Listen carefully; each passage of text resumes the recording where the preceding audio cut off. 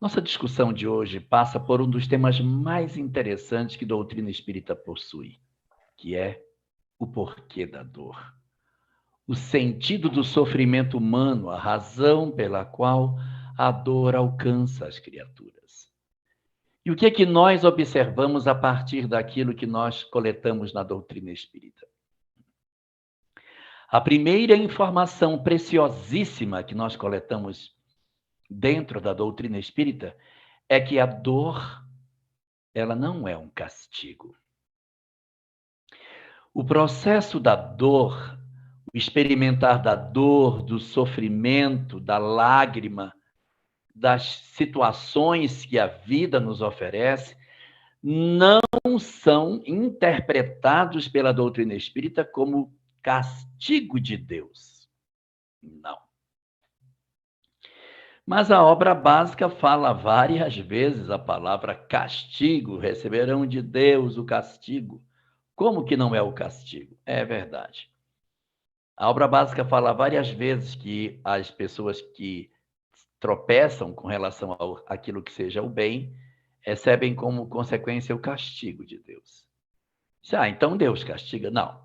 É preciso ler a questão 109 de O Livro dos Espíritos, aonde Allan Kardec coloca o conceito, não ele, mas os espíritos respondendo a pergunta, colocam o conceito do que seja castigo na ótica da doutrina espírita. Castigo é a consequência natural de um mau passo que o espírito dá. Quando nós nos equivocamos na vida, quando nós fazemos alguma coisa de maneira equivocada, consequentemente, a própria lei de causa e efeito possui uma consequência natural, que nos chama a um processo de vivência de determinadas experiências cujo objetivo é corrigir as nossas almas na direção da felicidade. Não é castigo, mas é nos ajudar a nos corrigirmos para que a gente consiga acessar aquilo que nos está reservado, que é a felicidade. Vejamos a beleza daquilo que o Espiritismo nos fala sobre isso. O Espiritismo diz o seguinte, que todos os espíritos estão fadados à felicidade. Que quando Deus criou a todos nós e aqueles que Ele está criando nesse momento, porque Deus não cessa de criar, todos os espíritos do universo infinito possuem desde a sua criação um encontro marcado com a felicidade. Nós somos criados e Deus, ao nos criar, diz: você poderá escolher o caminho que você quiser, mas a beleza da criação é que você será um espírito feliz.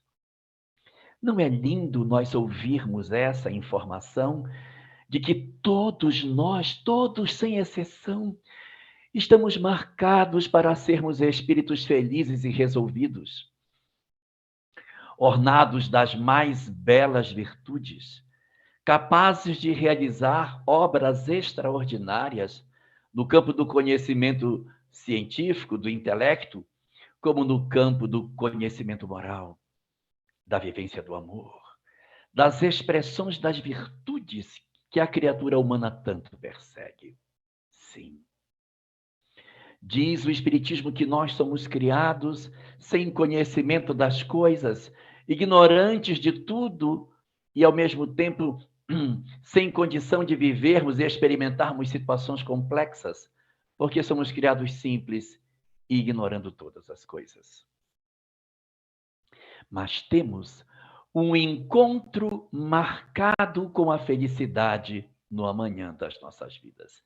E isso é belo demais, saber que nenhum de nós poderá se perder no caminho, nenhum de nós está consagrado ao fracasso, às condições de sofrimento eterno, mas todos os espíritos possuem na sua história o momento definitivo do encontro com Deus, para que nós possamos nos congregar com Ele, que nós possamos estar coligados, reunidos ao pensamento divino, unindo as nossas ideias e os nossos propósitos ao bem supremo. Essa é a informação que as obras espíritas nos trazem. Tá, mas o que é que eu preciso ter? Qual é a condição para que eu consiga acessar essa felicidade? É assim? Eu chego, olha, eu já quero ser feliz. Não. Existe uma condição para que se consiga ser feliz. Só tem uma, não tem duas. Uma condição. A condição para alcançarmos a felicidade é a vivência do amor. Enquanto nós não experimentarmos o amor, nós não conseguiremos experimentar a felicidade que está reservada para nós. Nosso destino é a felicidade e o acesso à chave que abre a porta da felicidade chama-se amor. Enquanto o espírito humano não experimentar o amor como vivência dos seus dias, ele não consegue experimentar a felicidade. É um determinismo da lei, porque Deus é amor, porque a essência do caráter divino é a capacidade de amar irrestritamente. Então, para que nós consigamos nos aproximar do Criador, para que nós estejamos próximos da nossa causa primeira, daquele que nos criou, nós temos necessidade imperiosa de vivermos o amor em toda a sua plenitude. Quanto mais amor eu vivo, mais eu experimento a felicidade reservada para as almas eleitas. Então, é uma condição pela qual o espírito não vai poder negociar. Ele não consegue negociar isso. A chave é a seguinte, meu querido, eu criei você. Seu destino é a felicidade. A única coisa que você precisa fazer para acessar essa felicidade é viver o amor. Pronto. Dito assim, falado, é muito simples. E é só isso que a gente tem para experimentar e assim acessar a felicidade suprema. Aí vem a primeira das grandes perguntas. Tá, tudo bem. E se eu não quiser amar, qual é a consequência? Ah, se eu não quiser amar, não tem problema, você não ama, mas em consequência não é feliz. E por conseguinte, o tempo para alcançar a felicidade vai demorar mais.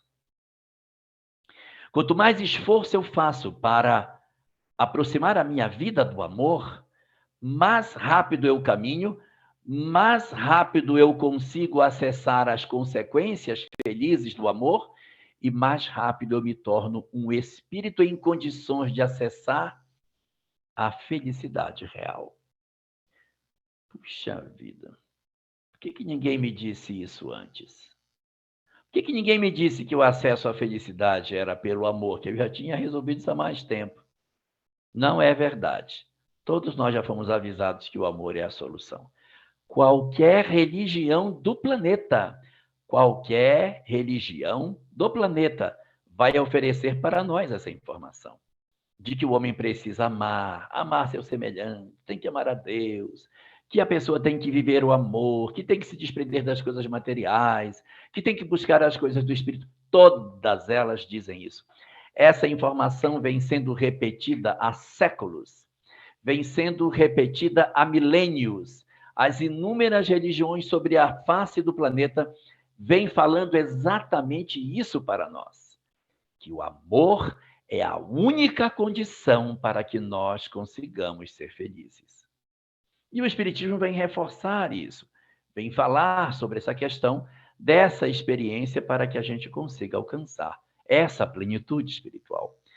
E aí a gente diz assim, mas nossa, eu tenho tanta imperfeição, sou tão ruim, tenho tanto defeito, faço tanta coisa errada. Como é que eu vou viver o amor em plenitude? Como é que eu vou amar? Isso não é assim. Eu não tenho essa grandeza espiritual para sair amando assim. Eu preciso de tempo para isso. É verdade. E Deus nos concede a eternidade para exercitarmos isso. Somos todos almas imortais a caminho da felicidade, utilizando-se de diversas encarnações para que o exercício do retorno do homem à vida corporal seja a excelente forma de permitir com que a repetição das experiências desabrochem em nós as virtudes que ainda não temos. E aí vamos vendo o desfiar das várias expressões que o amor possui, o amor na forma da paciência, o amor na forma da renúncia, o amor na forma da caridade, o amor na forma do perdão, o amor na forma da humildade, o amor expresso nas nossas vidas através das diversas virtudes, que todas elas são faces diferentes de um sentimento maior, o amor. Então, nós vamos perceber que somos criados simples e ignorantes, temos como destino a felicidade. O tempo para alcançar dependerá do nosso esforço, porque a chave para acessar essa felicidade é o amor. Quanto mais eu resisto ao amor, mais se prolonga meu sofrimento, mais eu me demoro nas regiões de sofrimento, mais eu me debato nas circunstâncias dolorosas da vida, até que eu aprenda a fazer a opção pelo amor, para que eu consiga, enfim, me libertar das dores que eu carrego dentro do meu coração. Então, nós vamos notar por aí que a reencarnação será o método utilizado para que, através das várias existências, eu exercite as virtudes e consiga, pelo processo da repetição, alcançar a condição mínima através da qual eu posso verdadeiramente acessar um estado de alma mais elevado. E nesse caminhar, nesse exercício de virtudes que nós iremos fazer ao longo das encarnações, nós iremos nos defrontar, segundo aquilo que o Espiritismo nos fala, com 3 tipos de experiências distintas. O primeiro tipo de experiência que a gente se defronta são as novidades do caminho. Aprender coisas novas, desenvolver novas virtudes, frequentar ambientes que nós não conhecíamos, vivermos determinadas emoções que a gente nunca tinha experimentado antes. Então, todas essas expressões de novidades, elas são necessárias. Por quê? Porque nós não sabemos tudo. Nós somos espíritos ainda que ignoramos muita coisa.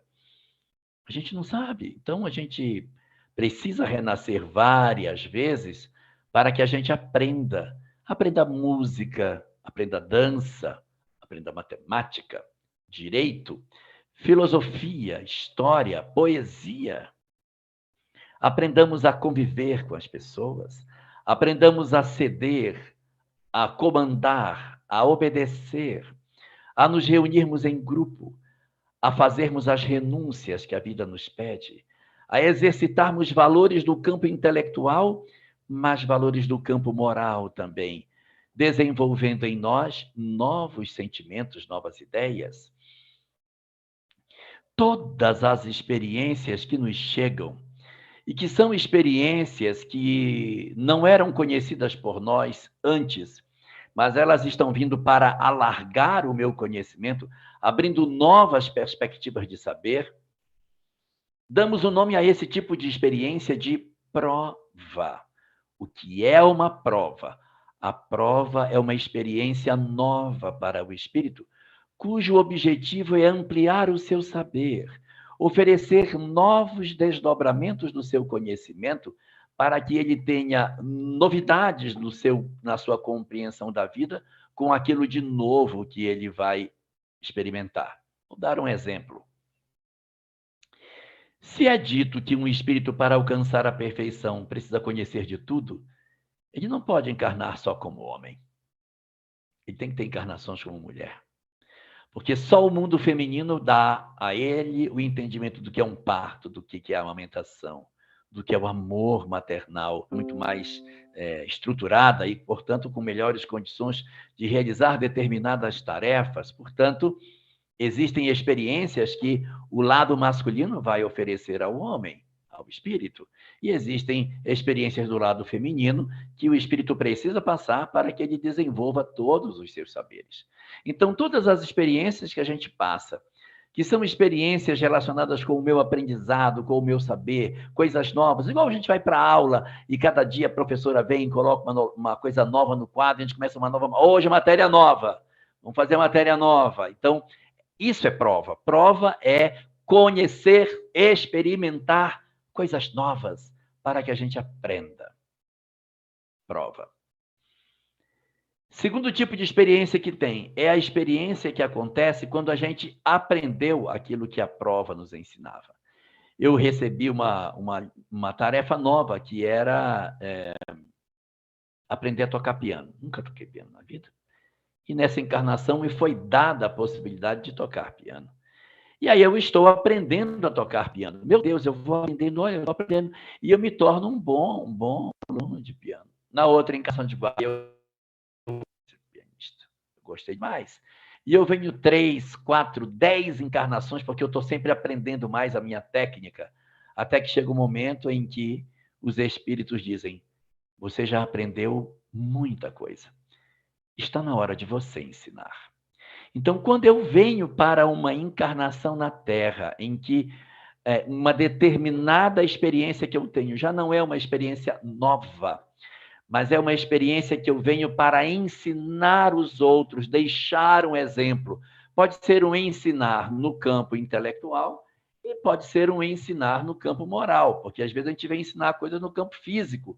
Eu venho dar aulas, eu venho ensinar pessoas, mas às vezes a gente vai deixar exemplos do campo moral. Quando nós renascemos na Terra, não para aprender coisas tão significativamente novas, mas para deixar um exemplo, um testemunho, uma mensagem, que nós chegamos na Terra para recolher os outros. Eu vou agora ensinar piano. Eu agora vou fazer o que eu tinha para fazer em termos de levar aos outros esse conhecimento. Quando eu saio de mim na direção do outro, para deixar nele conhecimentos e experiências que vou alargar o conhecimento do outro, o outro vai estar em prova, de repente, mas eu não estou mais em prova, agora eu estou em missão. Missão é toda a experiência que o Espírito passa para deixar o exemplo para alguém. Na condição da Terra, nós só temos Jesus, que tudo que ele fez era missão. Nós temos um pouquinho de missão. Missão de ser pai, missão de ser professor, missão de ser um profissional, outro qualquer no mercado de trabalho. Determinadas missões no sentido de trazer verdades novas para as pessoas. Quando eu vou ensinar, quando eu vou me dedicar, e eu faço isso com tanto prazer. Eu me alegro tanto de fazer o que faço, então é típico de missão. A sensação prazerosa de poder ser o que somos. A sensação de ser mãe, de ser um médico, de ser um profissional qualquer na nossa sociedade. E eu sinto um prazer tão grande de fazer isso, quando eu reparto o que eu tenho com alegria, sem sentir como se fosse um fardo, é porque nessa partezinha eu estou não mais em prova, eu estou agora ensinando, deixando exemplos. Agora eu sou um professor. Agora é missão. Mas eu disse que eram 3. A prova, quando a gente não sabe, está aprendendo. A missão, quando eu já aprendi e eu venho ensinar aquilo que eu já aprendi. E falta uma. Se uma é para aprender, a outra é para ensinar, qual é a outra? A outra chama-se expiação. E ela acontece quando eu não estou vindo para aprender coisas novas. Não. Nem estou vindo para ensinar o que eu já sei. Não. Eu estou vindo porque eu não aprendi da primeira vez, a experiência repete, porque eu não soube ser um bom aluno quando essa experiência chegou para mim. Então, nessas circunstâncias, nós damos o nome para esse tipo de experiência de expiação. O que é a expiação? É o reencontro da criatura com as provas que ele falhou. Fui um péssimo pai, vai voltar de novo para ser pai. Não necessariamente com os mesmos filhos, mas a experiência da paternidade tem que voltar, para exercitar até aprender. Nossa, fui um péssimo médico, vai voltar para aprender. Quantas vezes forem necessárias, mas tem que passar na prova. Porque enquanto eu não passar na prova, eu não avanço. Eu tenho que fazer medicina com amor, porque se não acessar o amor, não é feliz. Então, não ama? Não, repete. Não ama? Não, repete. Não ama ainda? Repete. Vai repetir até amar. Ai, tenho um parente tão difícil, meu Deus, não aguento. É amor? Não. Não estamos nos saindo bem. Então, precisamos repetir essa experiência até amar. Pode ser que essa experiência seja com esse companheiro de novo. Pode ser que, de repente, nessa próxima existência, a gente venha ter na família novamente esse mesmo companheiro no nosso lar. Mas pode ser que não. Pode ser que esse companheiro fez tanta bobagem que ele perdeu a concessão de estar comigo. Mas pode ser que a gente volte a se reencontrar com o mesmo companheiro ou com outro. O que importa é que o objetivo da lei é nos oferecer experiências tantas vezes quantas se fizerem necessárias pela eternidade até o infinito, até que a gente aprenda a amar. Então são três: a prova para aprender coisas novas, a missão para ensinar o que se aprendeu e a expiação para rever as nossas dores e cuidar a partir daí de como a gente deve fazer para que a gente consiga se libertar dessas experiências repetitivas, ou seja, aprender a amar. A síntese está no amor. A síntese está aí. Então, as nossas provações, as nossas dores no mundo, elas só têm um objetivo: dar a nós o acesso à felicidade. É por isso que ela nos vem. Se chega até nós alguma dor, algum sofrimento, alguma experiência amarga, não entendamos nisso um castigo de Deus, mas uma oportunidade para provar que eu amo. Às vezes, essa dor, este sofrimento, pode ser uma família difícil, um lar complicado, desunido, com muitas agressões. E aí eu pergunto: se eu preciso passar na prova, qual é o sentimento que eu tenho que experimentar? Amor. Então, experimente amor, mas eles não merecem, mas você merece uma vida melhor. Porque na expectativa de dizer, eles não merecem, não vou dar amor porque eles não merecem, eu me condeno a ficar com eles, porque eu também não mereço. Eu só vou merecer uma coisa melhor se eu usar a chave. Qual é a chave? O amor. Abra com a chave e consiga uma história melhor. Não é egoísmo, porque quando a gente ama, a nossa visão do outro muda. E, de repente, você pode até, numa outra existência, até estar com aqueles parentes de novo. Ou não. Mas pode estar com eles, só que o seu coração está numa posição diferente que lhe permite olhar aquilo sem desespero, sem pânico, sem angústia. Porque teríamos feito uma caminhada na direção do bem, na direção do amor. Agora, como saber se a gente está num processo de prova, expiação ou missão? Que essa é uma pergunta que geralmente as pessoas fazem. Não dá para saber e nem é interessante saber. O que muda para nós saber que eu estou em prova, estou em missão, estou em expiação? Não muda. O que importa é assim, você está numa experiência, não interessa se é missão, expiação ou prova. O que temos que fazer? Aplicar amor na prova que estejamos. Então, se está numa cena, aplica amor. Está noutra, aplica amor. Se você aplicar amor sempre, você não errará em termos daquilo que veio para fazer no planeta.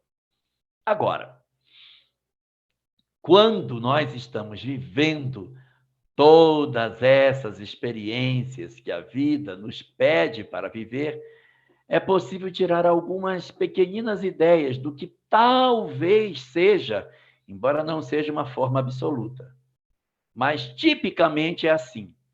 Se eu estou numa situação e eu não sinto o peso dela e eu amo fazer o que eu faço e me sinto incomodado se eu tiver que sair daquela cena, é um indicativo de missão. Geralmente na missão, o espírito sente um compromisso com aquilo. Então, por exemplo, você tem um ambiente familiar difícil. A pessoa diz, gente, vai embora daí, larga esse povo para trás, esse povo maluco. Vai embora, vai viver sua vida. Não, não. Eu não ia me sentir bem se eu saísse. Eu vou ficar. Mas se você ficar, Você vai passar por uma série de sofrimentos, eu sei, mas eu vou me sentir pior se eu sair. Então, essa característica de não desistir dos outros, essa característica de você tentar sempre estar, de alguma maneira, buscando essa conexão para resolver os problemas, é bem típico da missão. Tenho preocupação com o outro. E na expiação é quando eu me debato desesperado. Não aguento essa família, não aguento mais, meu Deus, eu quero ir embora. E não consegue sair. Se eu tivesse alguém para que me ajudasse, eu saia desse lugar, porque isso aqui é um inferno. Muito típico de expiação. Expiação, o espírito está desesperado, porque a prova que ele falhou. Por isso que ele volta para a cena e fica em pânico diante das circunstâncias.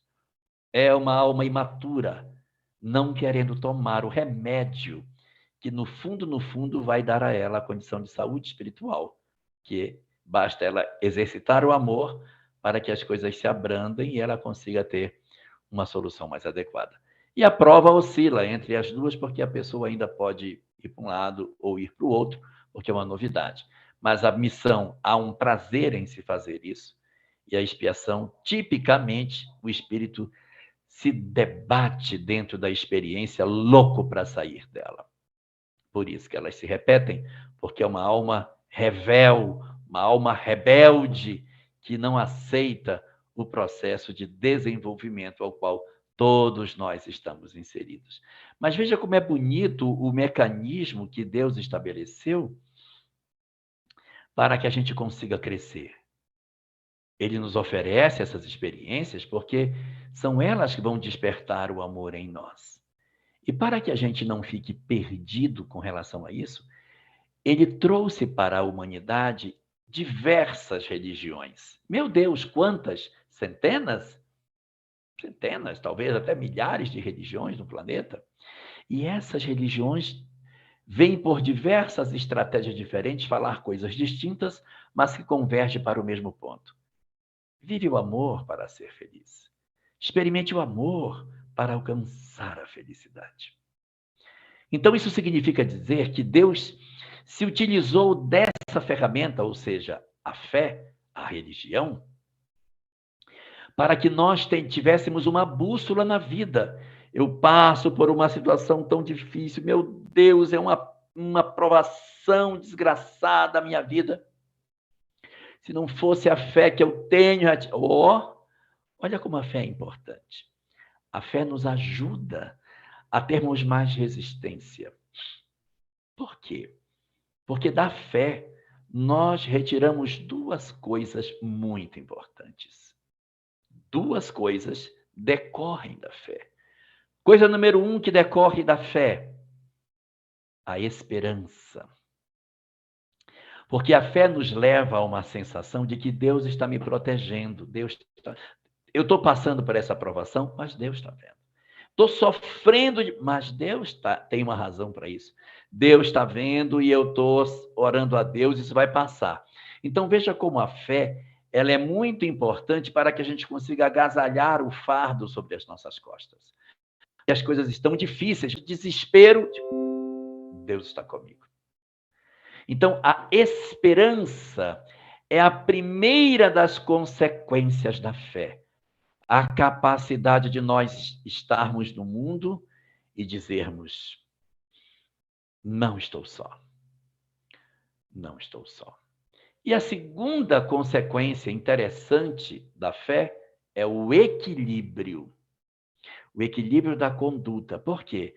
Porque todas as religiões, elas possuem, junto com a informação de Deus, elas possuem também um código de conduta. Elas trazem dentro de si um conjunto de regras de comportamento. Você não pode odiar as pessoas, não vai matar ninguém, não pode roubar, você tem que ser uma pessoa honesta, você não pode ser uma pessoa promíscua, você tem que ter uma relação com Deus, tem que orar com frequência, tem que valorizar sua família. Então, isso está derramado nas religiões, ou seja, as religiões, junto com a informação sobre Deus, trazem para nós um conjunto de condutas para que a gente siga.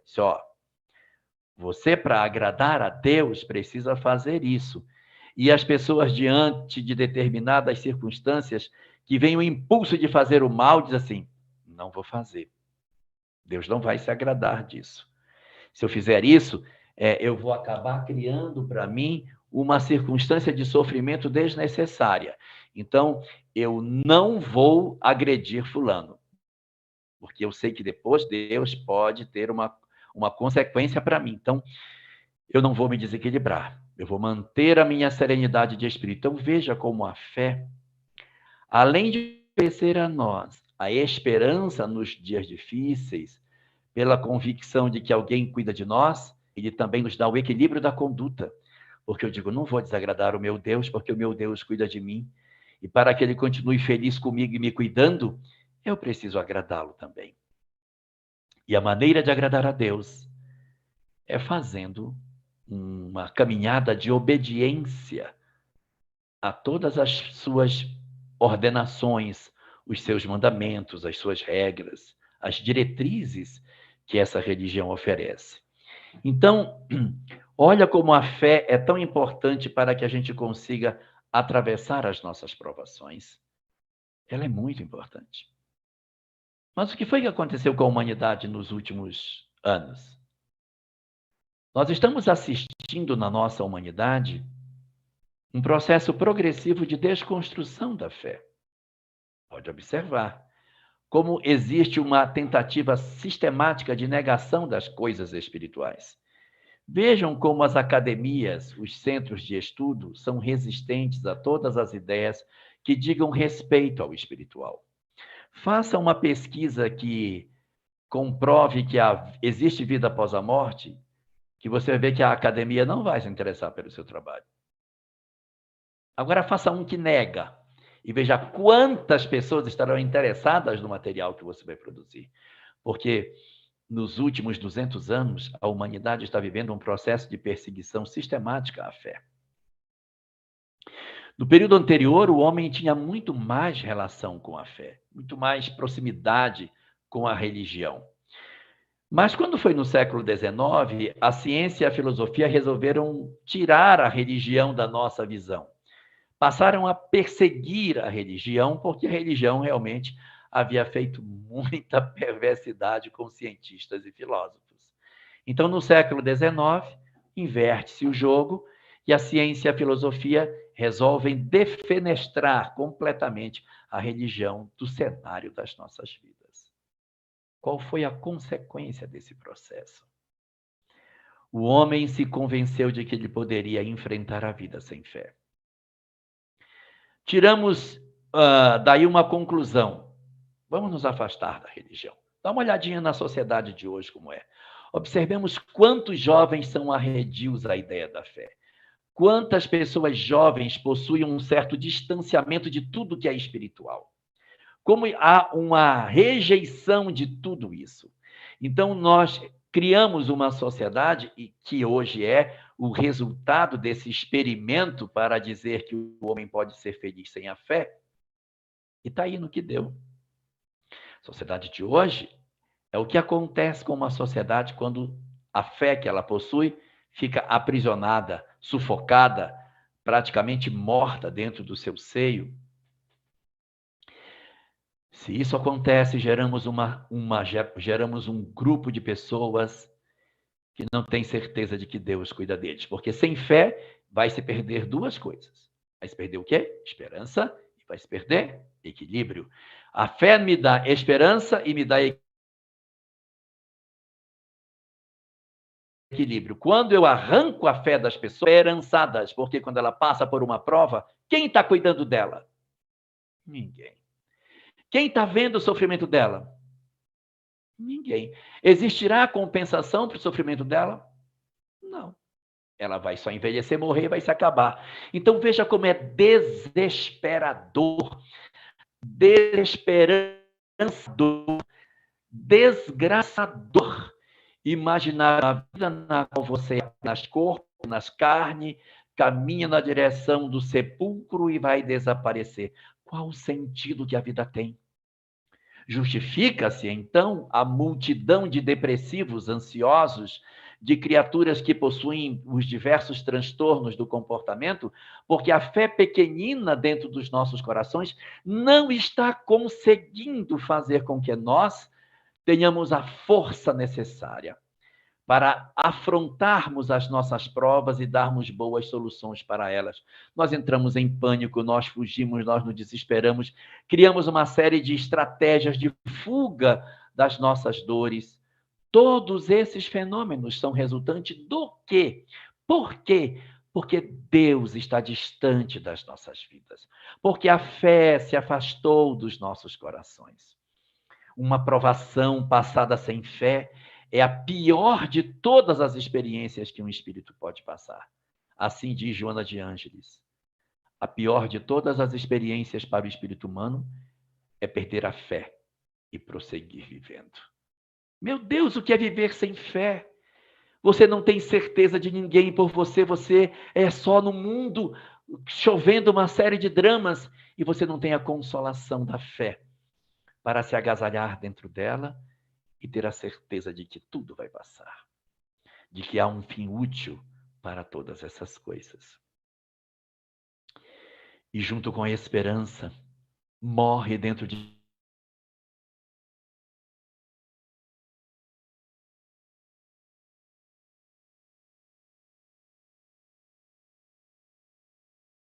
Deus, para não se agradar, eu vou fazer. Então você observa a quantidade de excessos de conduta que a nossa sociedade tem hoje. Observemos os arranjos familiares que nós temos hoje, as violências, as agressões, os processos de assassinatos dentro de família, os abandonos familiares, o desamor, a promiscuidade, a violência de todas as formas.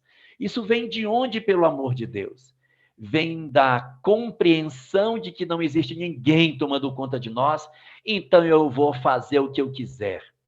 Negando a frase de Paulo que dizia: tudo me é lícito, mas nem tudo me convém. Agora muda, agora é: tudo é lícito e tudo me convém. Infelizes de nós, desconhecedores da fé, porque não estamos sabendo fazer o aproveitamento legítimo das experiências que Deus nos oferece. O papel da aprovação é fazer o que em nós, na verdade? Vamos relembrar? Despertar o amor. Nós estamos fugindo desse processo. Fugindo para diversas cavernas psicológicas, nos escondendo dentro delas e não vivendo o amor. E aí, fugimos da esperança e fugimos do amor. Fugimos do equilíbrio com uma série de condutas completamente enlouquecidas, longe do amor. Qual é o resultado quando a gente não ama? A infelicidade. Porque existe uma diferença enorme entre sofrimento e infelicidade. Eu posso sofrer, é natural da existência, mas não ser infeliz. A infelicidade é um estado de espírito. Nós podemos passar por privações, sofrimentos, dores na vida da terra. Isso é normal, está na terra, vai sofrer. Mas ser infeliz, só para aqueles que perderam a fé. Portanto, na ótica da doutrina espírita, está mais do que na hora de nós debruçarmos os nossos olhos sobre as páginas da doutrina espírita para entender as razões da provação, o sentido da dor, o objetivo do sofrimento humano e a excelsitude da fé em oferecer a todos nós as chaves extraordinárias de acessar o amor que nos liberta. Porque se não formos por essa via, dificilmente conseguiremos acessar uma condição feliz no futuro. A felicidade legítima só com o amor. E ela já é nossa, pelo amor de Deus. Não é que somos nós que não estamos querendo acessar aquilo que já nos pertence, que é a felicidade permanente, duradoura. Basta que nós tomemos a decisão resoluta de vivenciarmos o amor das nossas vidas, observando o desdobramento espiritual das provas que a vida nos oferece e quebrar as algemas multimilenares que estão nos impedindo de acessar aquilo que Deus está tão desejoso de nos oferecer e que nós estamos resistindo heroicamente para não receber tudo aquilo que Deus deseja dar para nós. Pensemos no assunto e façamos a opção pelo amor, a opção pela fé, para que as nossas dores tenham mais utilidade no nosso acesso à felicidade.